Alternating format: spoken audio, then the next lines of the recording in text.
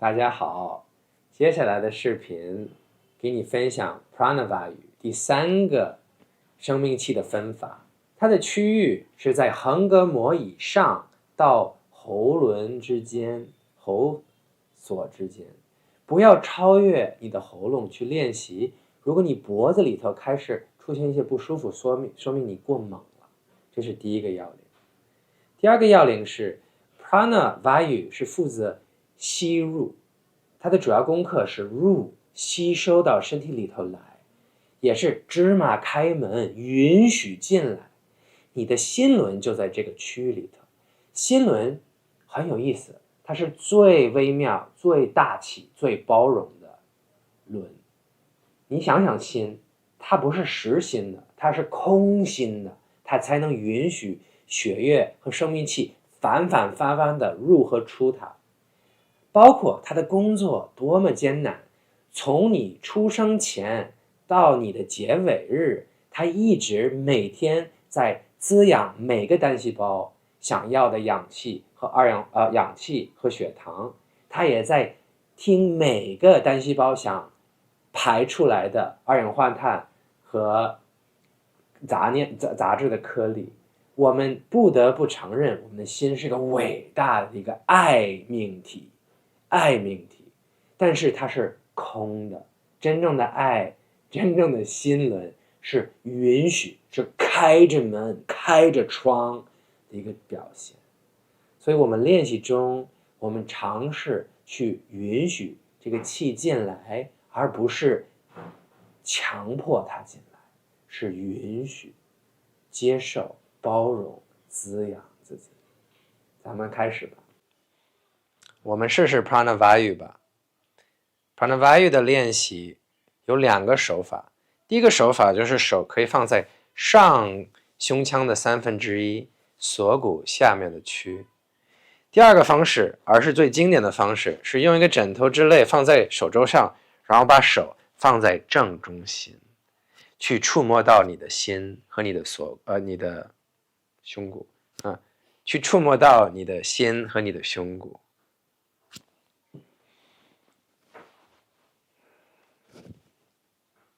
我们的练习的时候要记得，身体的方向永远跟文字没有任何直接的关系。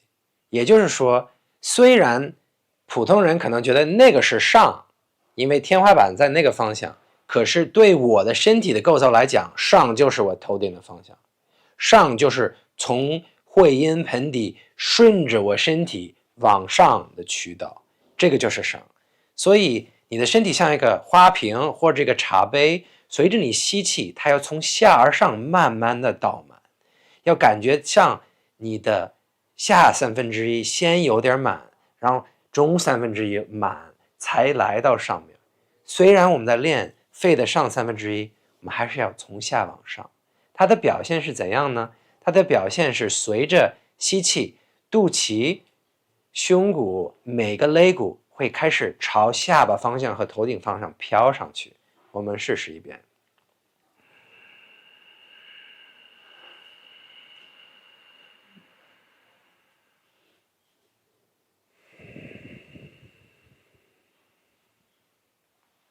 再试一遍，我们再继续探讨。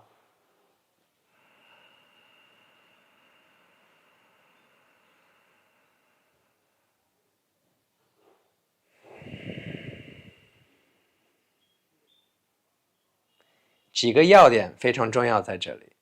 第一，反作用的练习是，如果你练的过程中你的背翘起来了，这是个演戏。比如说我的背腰完全离地了，这是个表演，这个是为了去让我的胸骨高起来，我硬掰身体。我们想要的是容纳量的变化。你身体是个人形的容器，它的气箱要随着吸变宽，容纳量变多，也就是肋骨往上，胸骨往上，背往下，360度都在扩。我的调息老师教我的是，无论是前肋骨还是后肋骨，无论是锁骨周围还是肩胛骨下面，每个单平方公分要变成2个平方公分，无论是哪个都要扩，都要扩，这是第一个。第二个反练习的效果是，如果你的肚子凹进去了，这个也是在左右掰开你的肋骨去实现，但是就说明你的下半身的茶杯是空的，有个泡泡在那儿。我们一定要从下往上去练习。这里说到下一个规则和建议，也就是主动吸，但是被动呼。我的画面在脑子里是随着我吸，像我在一个小小的我在走上一个山顶，带着一个羽毛，然后等到我感受到了我的鼻孔不进气了，那一瞬间我把羽毛松手，然后它慢慢的飘到山的脚，然后我捡起这个羽毛，我再走上去。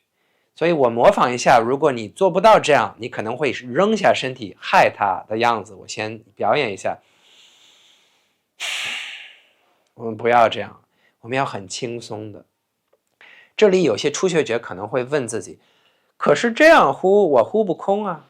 没关系，没关系，你不用走到海底。现在我们在练 Pranavayu 这个区是负责吸进来，它不负责压出去。我们没有在练下腹，所以陪我一起尝试去练一个允许大自然参与呼气，感受大自然给你带的呼气，你就负责带着承诺往前行的1毫米1毫米1毫米走到这个吸满的山顶，胸骨离你的下巴近的练习。我们一起练6次。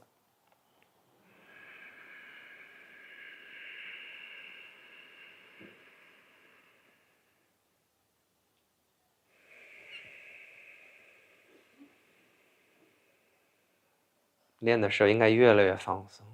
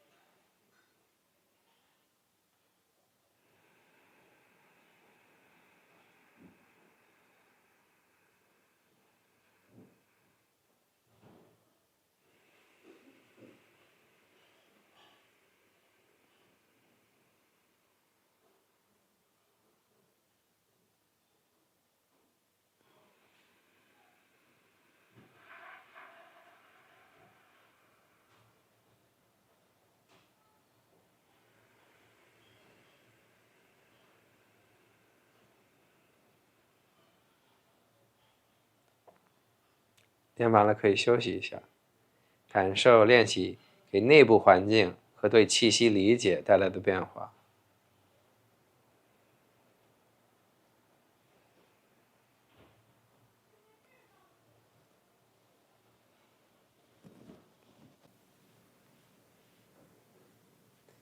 根据刚才的示范去尝试练 Pranavayu， 你每天可以练8到12次早上。我推荐在饭前去练习，而这个练习跟其他的 Vayu 里头的气息武士微微不一样，因为有可能会兴奋，因为在心轮周围，所以我不推荐晚上练习。如果你想一天练2遍，你可以晚饭前练1次，或者午饭前练1次。如果你在开始练 Samanavayu 第1、Apanavayu 第2和 Pranavayu 第3作为气息武士的前3式，你已经在走上你自己的呼吸之旅，你已经在慢慢的启动你内部的气流和唤醒身体的自我疗愈系统。祝你练习愉快，在一吸一呼之间相约。Namaste。